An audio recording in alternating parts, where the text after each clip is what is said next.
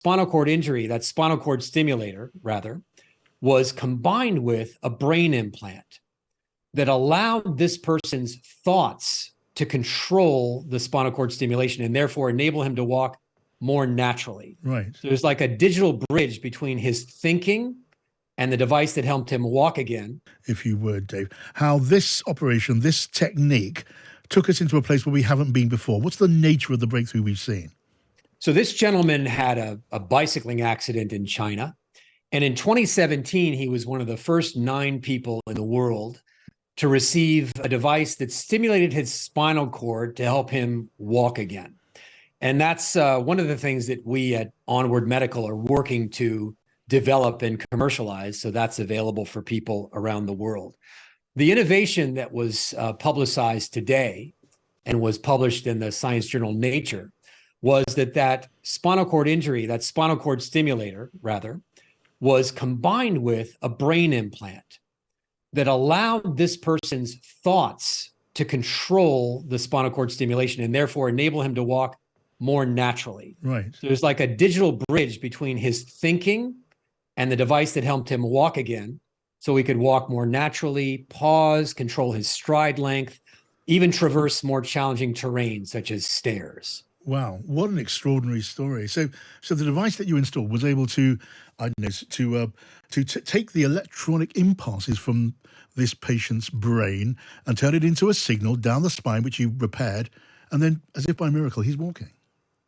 Well, that basically how it works. And there are a number of companies that are working on these brain-computer interfaces, and they're primarily focused on helping somebody control a computer, mouse, or keyboard with thought.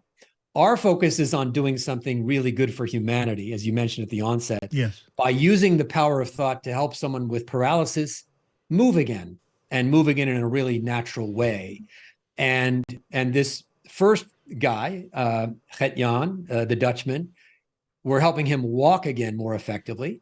But later this year, we plan another implant like this to help somebody with paralyzed hands and arms, yes, move them as well, restore hand and arm function.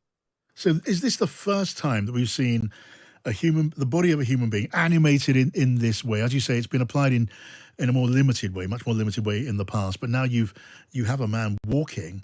And where can you go with this? A man with no sensation or use of his body can now find that he can walk like a healthy human being? Is it as dramatic as that? This is a first in human history sort of achievement. And really all the credit goes to the neuroscientists and neurosurgeons at EPFL in Lausanne, Switzerland for this achievement. And we just have the good fortune. We have a group of 110 really committed souls here who want to develop this and translate this into a therapy that can be broadly enjoyed by people with paralysis around the world. So that's our job now, to take it, John, this innovation, and scale it, get it through the FDA, and so forth. Well, that's the next question. I mean, is it going to be a relatively straightforward business then to take this breakthrough and turn it into something which can be, I don't say mass produced, but then we could see being applied in operating theaters around the world before too long?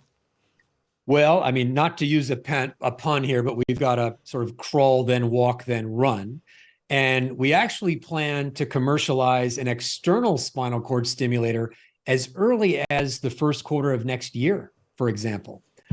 So we can help people with paralysis begin to recover function. And then later, we plan to introduce the spinal cord stimulator alone to address blood pressure dysregulation and some other common side effects of paralysis. And then to follow that would be a system of the complexity, as we've discussed today, combining a spinal cord stimulator with a brain-computer interface, maybe by the end of the decade. Well, it still sounds pretty dramatic. Dave, you surely cannot have this technology all to yourself as a sort of patented product. Are there rivals, other companies around the world doing the same thing? Only maybe you got there first. Well, we've been focusing on this since 2014, 2015, so 8 years. We're really pioneering the use of very precise stimulation of the spinal cord to restore movement.